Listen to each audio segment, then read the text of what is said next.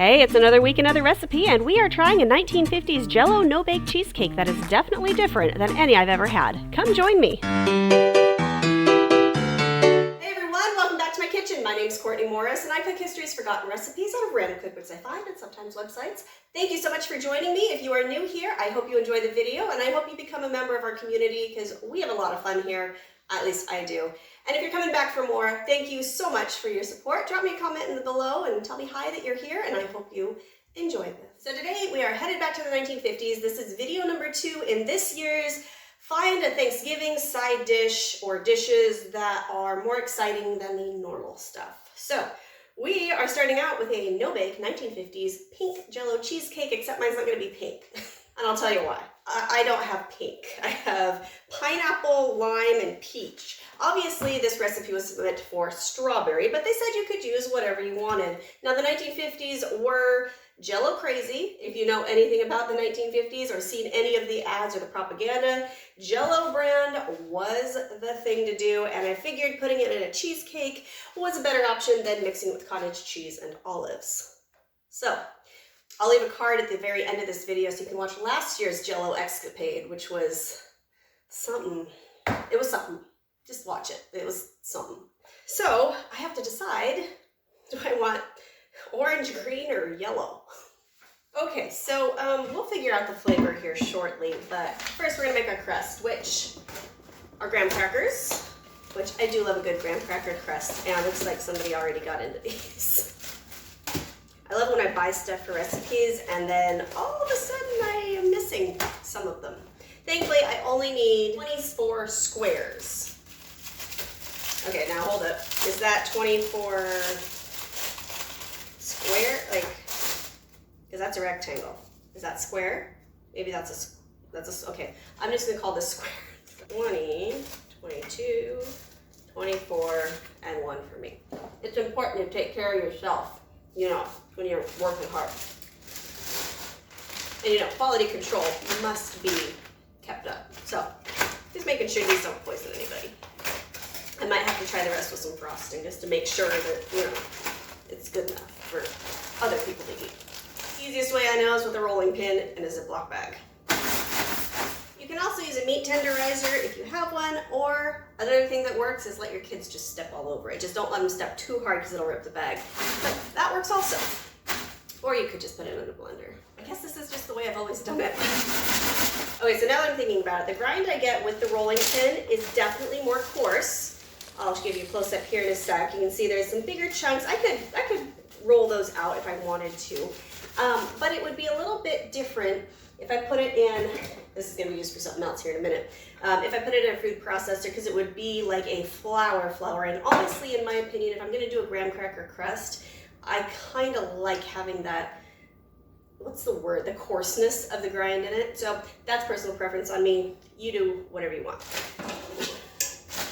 Okay, so I need to mix this with 3/4 cups of butter and a tablespoon of powdered sugar. And of course, I forgot that I had used all my powdered sugar, not too long ago, and I completely forgot to grab some. But never fear, old-fashioned cooking skills are here. Make your own. Super easy. This is where this comes in. I'm gonna have to make more than a tablespoon because I don't think it'll really do much. So I'm gonna do a 1/2 cup. And then I can put it in with whatever I get from the store. Homemade powdered sugar is equal parts cornstarch and table sugar, just blended together to get that super fine dusty powder. That's all it is. That's all it is. So in a pinch, use it.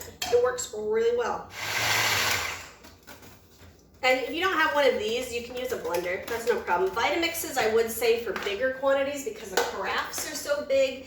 The small amount of powder just gets packed down into the bottom and the blade doesn't really pick it up as well. But for smaller quantities, there you go. You now have powdered sugar. Okay, so graham crackers, tablespoon of that, and 3/4 cup melted butter or margarine. Now, obviously, margarine's gonna be cheaper, and I'll go over a cost breakdown here shortly. I'm using butter because I can't ever remember that margarine exists. But yeah, that's all right. And you just basically mix it until it is a dough, pliable, or in this case, wet crackers. Okay, and it kind of gets to the point in my brain anyways, it's easier to use your hands. because you can get all the little stragglers of the graham flour in there. This makes a 9 by 13 pan, which I didn't realize. For some reason I was thinking it was gonna be in a pie dish, but this is just a pack it down, you know, just pack your crust down. It says to save a few crumbs for the top of it if you want to, but I am not a fan of that. It's just not my jam. So we got our crust and I'm gonna keep it that way. I'm gonna stick it over there and I'm gonna wash my hands. So now we get to decide. I don't think I'm gonna do the lime. I'm not sure that's gonna translate with cheese. But I've got pineapple and peach. Now, I've never had either one with an actual cheesecake. You know what, let's do peach. So the whole reason I decided on this recipe was because the other night I was in bed, my husband was going through YouTube and somehow stumbled on Junior's Cheesecake's kind of pseudo documentary. 1 cup of boiling water, by the way. And they looked so amazing, and I'm thinking, okay, I want a cheesecake. Let's do that for Thanksgiving. And so as I was going through, I was looking for, you know, historical cheesecakey stuff, and I kept finding modern ones, or ones that called for like 7 of these. I'm like, I only have 1 package, and I'm not going back to Walmart for the 6th time this week. So I ended up finding this Jello no-bake cheesecake, and no-bakes, I am finding out, are a huge propaganda thing from Jello in the 50s because of that make it easy on the housewife, how make it look effortless, whether it's good for you or tastes good or not.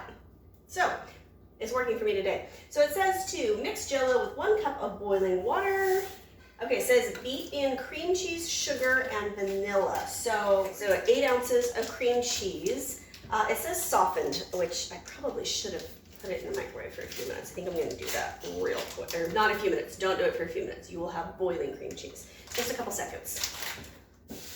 Okay, softened cream cheese. That looks odd. Cup of sugar, cream cheese. Beat this in. That's not working. This particular unit may not be historically accurate, but they had hand mixers, electric ones in the 50s, and I'm going to use it. Because if there's one thing I have learned over the years, especially after last year's Jello concoction, I don't really like chunks in my Jello. It looks like the milk after Trix, like when I was a kid, when Trix was a big thing. Oh, a vanilla, I forgot the vanilla. So 2 teaspoons of that.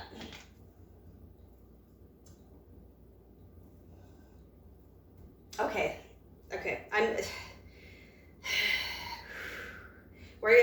I'm not making judgments, but right now it smells like Play-Doh and strawberry milk.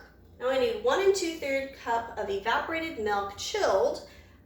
It says overnight. I just stuck it in my freezer this morning, so hopefully that helps. Okay, so now in a separate bowl, I need to whip the evaporated milk until stiff. So evaporated milk is just milk that has been reduced on the stove or under heat to make it thicker. It just takes out some of the water content and just makes it a little more shelf stable. That's the only problem. You can drink it like regular milk, no problem. What is it, 1 2/3 cup? I think that's the entire can. Oh, that's 1 1/3 cup. They lied. Guess I'm gonna go get another one. I need to whip this into shape until stiff peaks form. My ability to judge space is not great. I need a bigger something. All right, real life here, all my other good bowls are in the fridge holding things. So we're gonna use a juice pitcher. Mainly so I don't make a mess. Okay, well, I'm a mess and my kitchen is kind of a mess now, but I can see where the volume comes from in this recipe. We are 2 peaks. I don't know if you can see that, but you can at least see it holds its shape. I don't know if you can see that either. But okay, so now the reason you can do this with evaporated milk and not regular milk is this is not skim milk. It's just regular milk. There's no fat content taken out of it. There's no cream in it, but there's no milk fat taken out to make it a skim or a 2%. So you do have that fat content that will whip up and emulsify, but also you get the bubbles in. But because, I mean, look how much it is thicker. It pours thicker than a regular milk. Because of that, then you get a little more density there and not as much water. Last step is to pour this, well, I shouldn't say pour, but more of a fold it all in. And this I'm assuming by the time we get to the 60s would probably have been replaced by Cool Whip to make it even more, you know, convenient. But this is actually pretty easy too, and a great substitute when you don't have whipped cream. You can add sugar and vanilla to this, and it does make it slightly runnier than a regular whipped cream because cream is mostly fat, but it works great as another dairy topping, if you will. Okay, and we're just gonna make this into a lovely sickening pink color. Now, obviously, because we just whipped a ton of bubbles into it, and that's where the volume of this is gonna go, fold it in, don't mix it like too hard. Okay, so while I am folding the rest of this in and sticking it in, let's talk quick price breakdown. So for my crust, my butter, I spent about $2.43. My graham crackers that I used was 45 cents. I think it was $1.98 a box. I did not count my powdered sugar since I had to make some, and I don't even know. But it was such a small amount that it's negligible at this point. My box of Jello was 36 cents. And my water was free because we're on a well. My cream cheese was $1.68. And my sugar cost me 30 cents. My vanilla, I don't know. I paid 98 cents for this bottle, but there's no nutrition facts on it. It's just imitation vanilla extract, and so it has no serving sizes. So I'm gonna say it's negligible too because I had 2 teaspoons out of it, so I'm not counting it. And then the evaporated milk, I believe I paid 85 cents at the time. These were sitting on my shelf and I had gotten these a while ago. So I believe I paid 85 cents. This whole dessert cost me about $6. Now, obviously if you used margarine instead of butter, your price would have gone down a little bit. If you could eke out 15 squares, $6 divided by 15 servings, that's about 40 cents a serving. So that's actually not too bad for a big group. Okay, now I need to just chill this until it is firmly set, and we will be back when that happens. This is out of the fridge and pretty set up, and my trepidation is still here. It's not as bad as it was last year with the Jello, because that just looked like dog food on a plate. I'm sorry.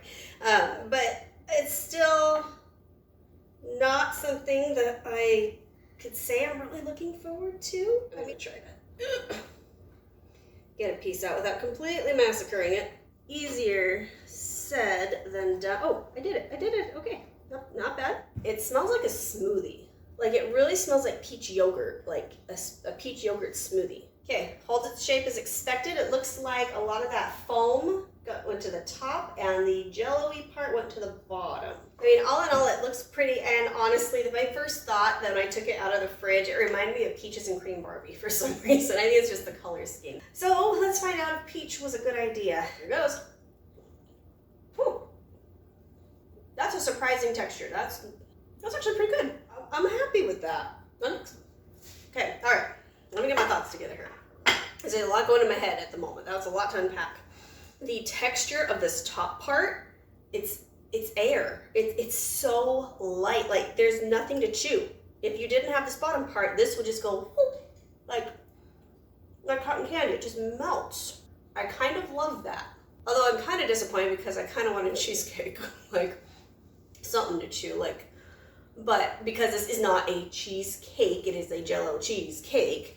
I can't put the two together. The peach flavor, it's not bad. Like it is not bad at all. It's pretty sweet. I would cut back on the sugar. I always want to try the pineapple one now, just to see if it would work. I was actually hoping I had canned peaches. I could put some peaches on top for decoration. If you're still here, thank you so much. I really appreciate you coming to my little corner of the internet and spending some time here. I really am glad that you are here. I hope you enjoyed the recipe. I hope maybe you try it and tell me what you think. If you do try it with a different flavor, please let me know how it turned out. I'd be curious. Otherwise, if you have not already, please hit the subscribe button. Join our little community. We are growing and it is fun. It is awesome. I love hearing from you guys and love being able to either bring you joy in the sense of a great recipe or in the sense of you get to laugh at my expense of me trying something absolutely awful. But I love also being able to know that perhaps some of these recipes will be useful in the future, cost effective, and just fun. If you enjoyed the video, please give it a like and give it a little thumbs up and hit the little bell notification that lets you know I upload a new historical experiment recipe every Monday. And if you need something else to watch, here's that link for the Jello recipe that I did last Thanksgiving where, well, let's just say this is a gold medal compared to that. Thank you for joining me today. I hope you have a lovely rest of your week, and I will see you next Monday. Bye.